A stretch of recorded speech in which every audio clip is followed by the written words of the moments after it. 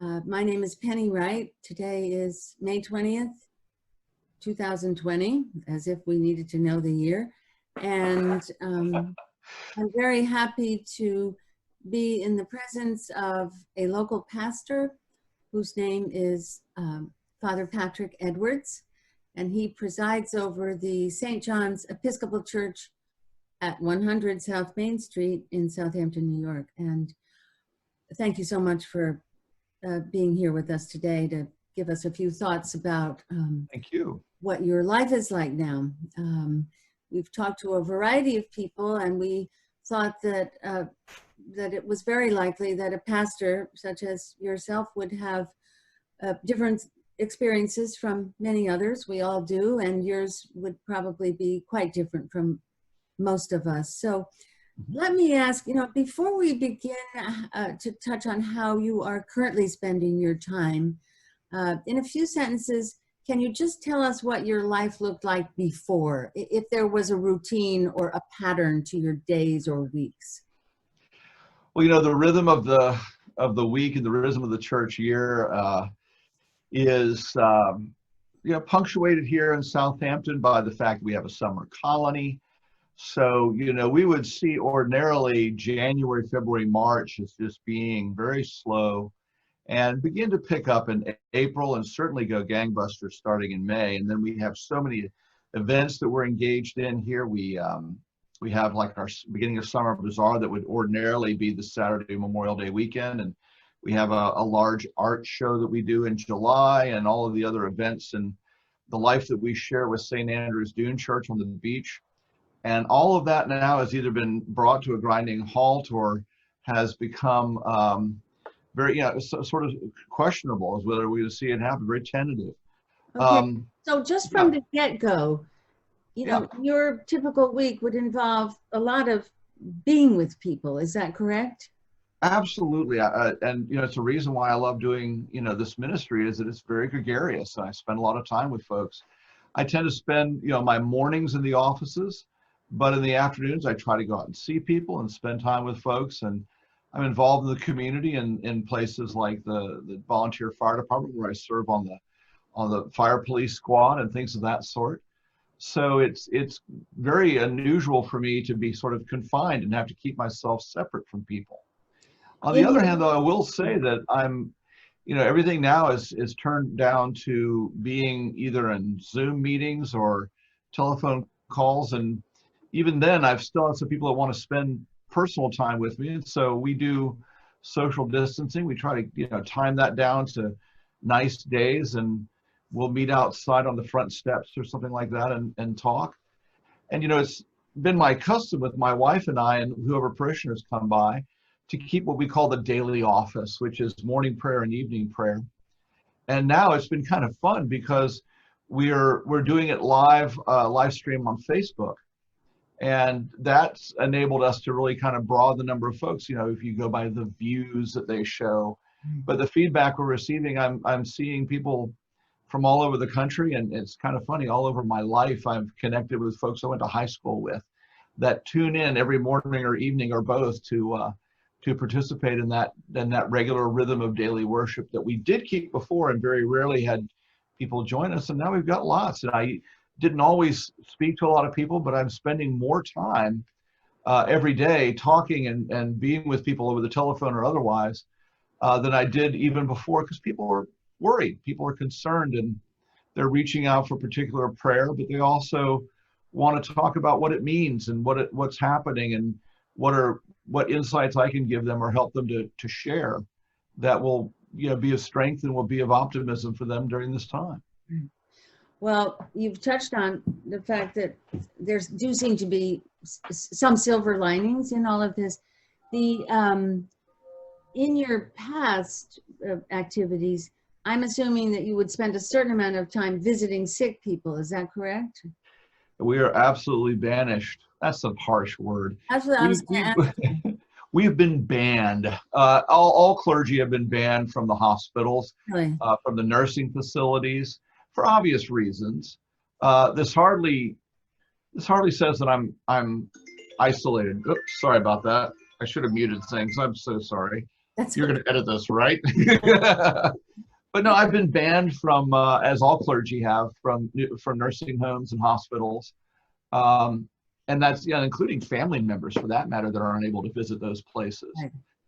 But what's been hard has also been true that we still see folks, and it's not that we're breaking the rules, we're just bending them. We see the old folks through the glass and things of that sort, and we try to make it any way we can. People that are in the hospital, people that are in nursing facilities and other sort of establishments, being isolated is the worst possible thing for them. And so trying to find some way that we can extend ourselves as much as we can into that, it's really very, very hard. I would imagine that would be the biggest comfort that anyone could have. The hard thing about it is that we're talking about a segment of our society which is the least likely to be able to master things like Zoom and all of these other social media opportunities. Right. So these are people that find this extraordinarily frustrating. They can't, they're either too old to, or they don't have the technology, and they probably never thought they needed a DSL connection, things like that. Right.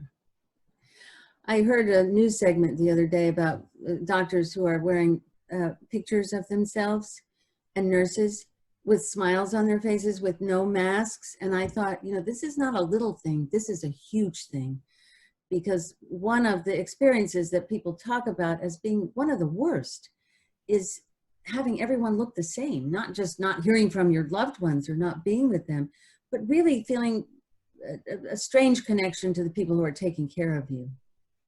Yeah, this is a heck of a way to see your priest. Right. People talk about email not being able to convey feeling, right, and nuance. This robs people of that.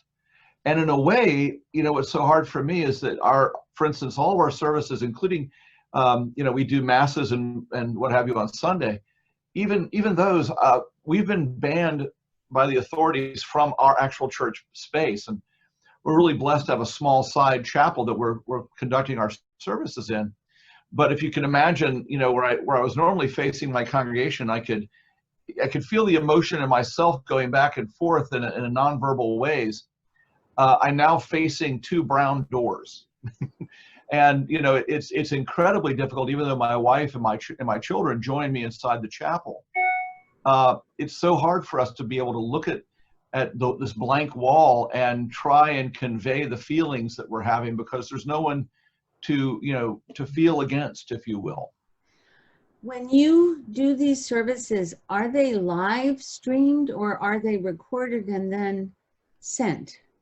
The short answer is it's a combination of both. And the reason why I say that is, there's some people that just don't do Facebook because, that's kind of like Big Brother or something like that. They have an aversion to it in general. So, we have 2 masses and a morning prayer on Sundays. And what we do is we record the first one and upload it to YouTube so that there's something off of the social media grid per se. And then we do the other 2 services, another mass and a morning prayer service with live streaming on Facebook. But even then they kind of store it so someone can come back later and take a look at a recorded element to it. So, we're all over the board. I know some churches are doing Zoom. Everyone's trying to be as innovative as they can in this sort of thing. Yeah. Are you getting a lot of visits on these events? It's hysterical. Churches, at least in the Episcopal Church, one of our metrics to be able to talk about our size and health is a thing called ASA, the average Sunday attendance. And, this is a number that, your ushers will count, and everybody records them in the ledger, and they report them at the end of the year. Well, now the ASA has really jumped for me by the number of people who are viewing and coming in later. It's if you don't make it at the 9 o'clock service and you're a 9 o'clocker, then you give up, and that's Sunday for you. But now folks can come back in the afternoon or the next day and watch the whole service and participate. I mean, they're actually engaged in worship. It's a huge theological question on how real this is, because the experience, especially of the Mass, is something about being together, and it's tactile. It's taking bread, it's taking wine. And a lot of what, the whole church is kind of trying to understand what this means and how do you count? Are they there during the service, or is it someone that comes in on Tuesday and checks it out? It's funny, I'm finishing, this is my last semester of my doctorate at the University of the South in Swanee, Tennessee. It's an Episcopal college and seminary.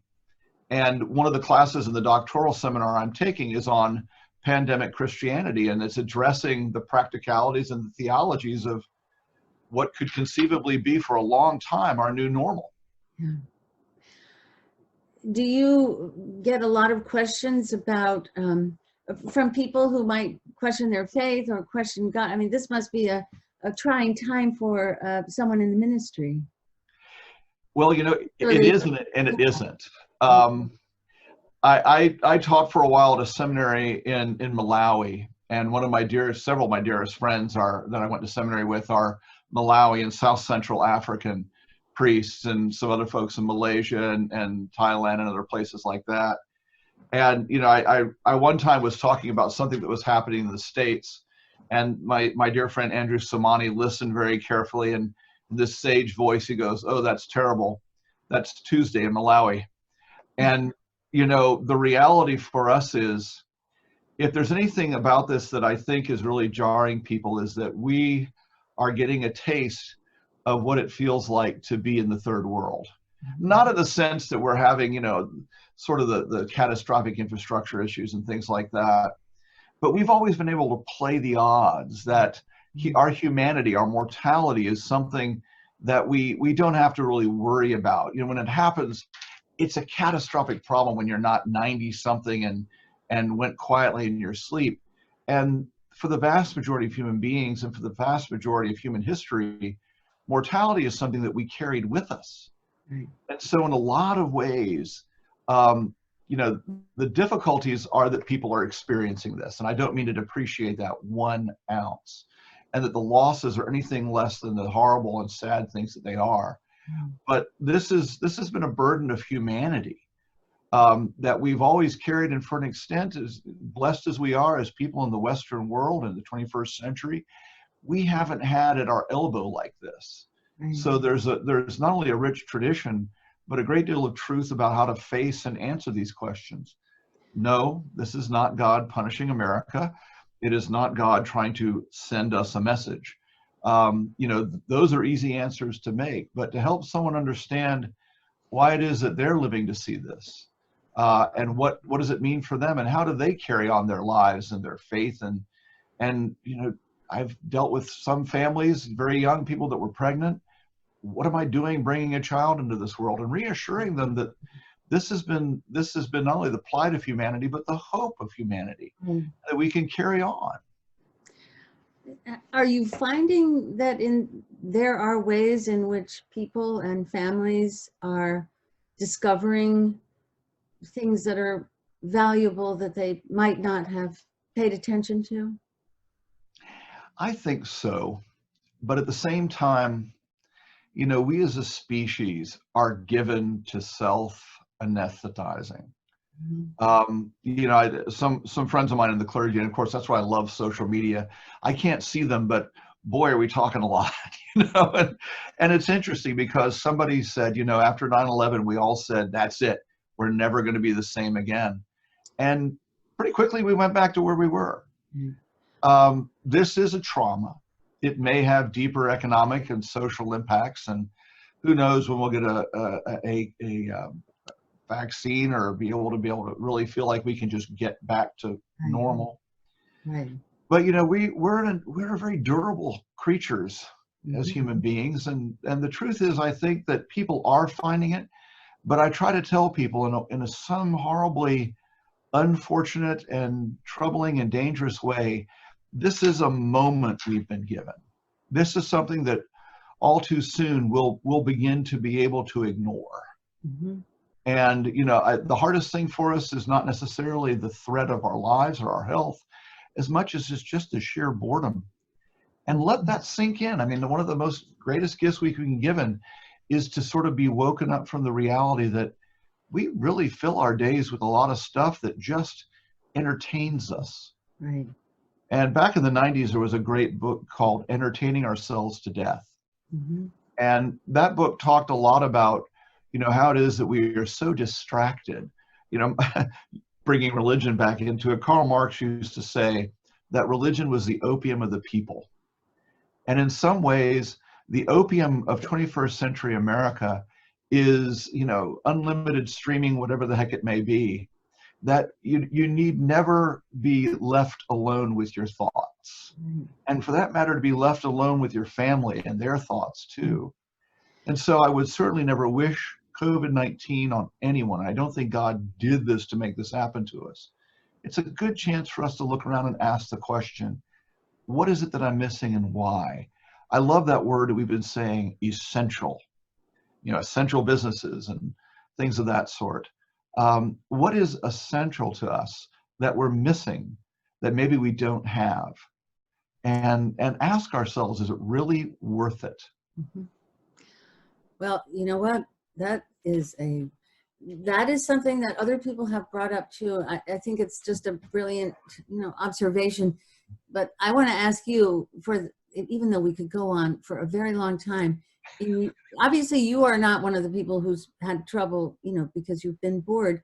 You're very busy. But are there habits that you have formed because of this whole situation that you really want to hold on to later on? Well, I'm going to tell you one I don't. Okay, when you've heard of the freshman 15, right? Oh, right. When you go to college, you change your habits and you put on 15 pounds. Well, I'm suffering from the COVID-19. Okay, so I cannot wait to get rid of that habit. But that having been said, habits that I hope that will. One of the things I've realized is, and I stress very quickly, it's not about me. It's not about, oh, Patrick, you've got this. My brother teased me and said I'm a TV minister now, and of course we laughed and all that. But I don't have an ego about me that says that I'm doing such a great thing. But what it's taught me is that there's a lot of people out there, maybe just during this stressful time, but in general, I would never have thought to put a camera like this inside my ordinary worship. They had to put a gun to my head to make me put a tape recorder in so that we could put recordings of my sermons online. But I'm consciously aware of the fact now that people are looking for ways that they can engage in these things, and they're not going to show up. They're not going to show up at church. And the reasons may be distance, it may be infirmity. Right. I want to try and continue to offer this sort of a mechanism for people to be able to come and engage in worship, to have teachings and learnings. And I'm looking at a camera that sits on top of a tripod here, and I used to loathe it at first, but I'm beginning to realize now that what's this allowing me to do is that when we have, before we went into COVID-19 alert, we were doing a Sunday night biblical Greek class and things like that. Why not put that up there? Why not let that go out and become part of just something that if somebody wants to tag a little bit or tag all of it, they can be a part of all this with us. And just trying, we've got someone who comes to my lectionary Bible study on Mondays who lives in the East Village in Manhattan, and they can't get out, but they want to be a part of what conversations and learning we do together, and just making sure that we can expand the scope of who it is that we can reach. That's something that this has really taught me, is that there are people, and the sweetest thing in the world was, it's not about the money, it's about the connection. That somebody sent me a check that I had gone to high school with. I haven't spoken to them in decades, but it was the fact that somebody, a school teacher somewhere, cared enough and felt that this was impacting them enough that they gave of a modest salary to be able to say, this is value to me and I want to support it. That's something that really means a lot. That tells me that this goes beyond just being another facet of entertainment. Someone has made this their church. So yeah, I'd like to be able to continue to offer that. So tell us how someone who isn't currently involved in any way with your church could become a part of hearing you or connecting in some way. The best way to tell you, and the easiest, is simply to say on our homepage of stjohnsouthampton.org to go there. And from there, there are links that will get you to be able to communicate with us so we can send you our weekly email that we only send out once a week, but it's got all the stuff that's going on inside there. It has links that will be able to show you where on Facebook and where on YouTube we are for the services. And one of the things we do is we've started putting all of our bulletins that have the prayers and the hymns and the things we do. They're all printed inside of there in PDF format. There's links there, so that if you wanted to participate in the services, it's all there, ready for you to be able to get involved in, and you don't have to be without. And I think that's the easiest way to do that. Well, that's very good information that I hope some people will take advantage of. And I, for one, may visit your website and listen to one of your sermons. Welcome aboard, Penelope. I want to thank you very much for sharing these thoughts with us. You've been a wonderful guest, and we hope you stay well, and send you lots of our collective thanks from all of us at the library. Well, thank you too. You guys are great, and we can't wait to see each other face to face again. Goodbye. Bye-bye now.